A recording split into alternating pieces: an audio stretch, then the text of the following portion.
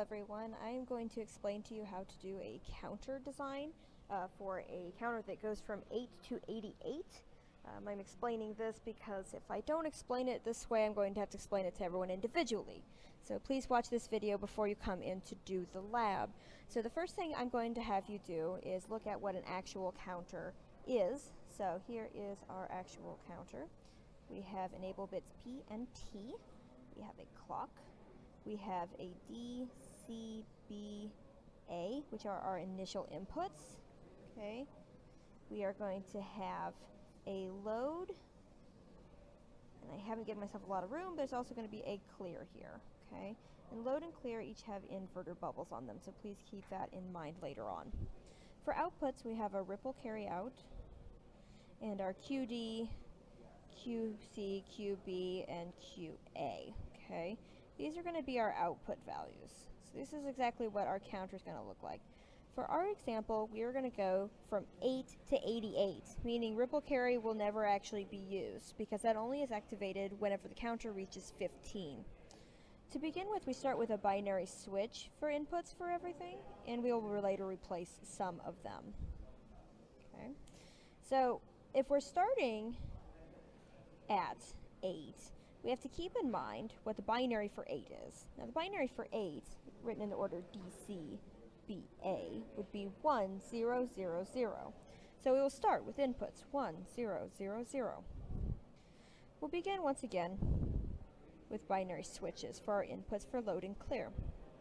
The first thing we need to do is we need to get this counting from 8 to 9 back to 0 through 9 back to 0 again.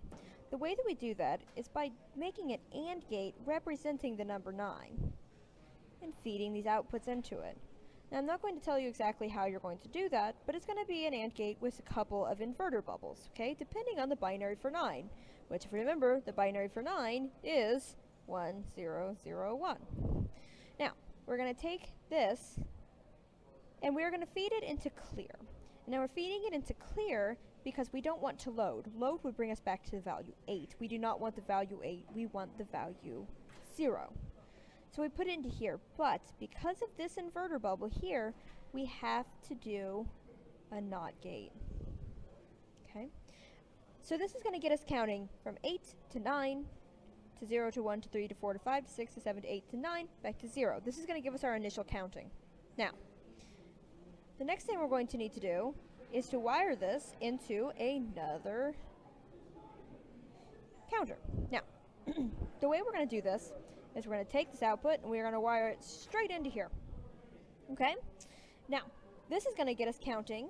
We're going to start here. If this is what's going to be, 0, you're going to go 8, 9, and then it'll go for the next 8, it'll be 1, 0. So 1, 0. And then after that, it'll go 1, 1, 1, 2, 1, 3, 1, 4, 1, 5, 1, 6, 1, 7, 1, 8, 1, 9, 2, 0. This is how we count. This is just normal counting like you do from a day-to-day basis. Okay? That is going to get you your first step. After you've gotten that set up, what I would like for you to do then is to do a similar thought process with these. And now you're going to have an AND gate representing 8 and another AND gate here representing 8 because we are counting from 8 to 88, okay? That means both the ones place here, this is the ones, and this is the tens place, okay? Both of these will be 8. So feed into an AND gate. Once both of those have been fed into an AND gate, that AND gate is then going to go into the load value of each of these. And the reason we want it to go into load is because we want this to go back to 8 and this to go back to 0. If we fed it into clear, once it reached 88 at the next state, it would then go to 0, 0, which we do not want because our counter goes from 8 to 88, then back to 8. Okay, so this is how our counter is going to work. This is the most basic setup. Remember, the first thing you need to do is to make sure all inputs are being used. You don't have to use all the outputs, but you do have to use all of the inputs. They all need to have something. As you're going in and you're replacing this clear, you'll delete this binary switch. As you're going in replacing this load, you will delete this binary switch. That should be enough to get you started. If you're having any difficulties, try disabling and resetting all of your counters. Okay, that may mean that you have to take one of these and you actually have to remove that part of the wire, put a binary switch in temporarily, rewire it, and turn it back on. That's probably the best way to fix most of your problems.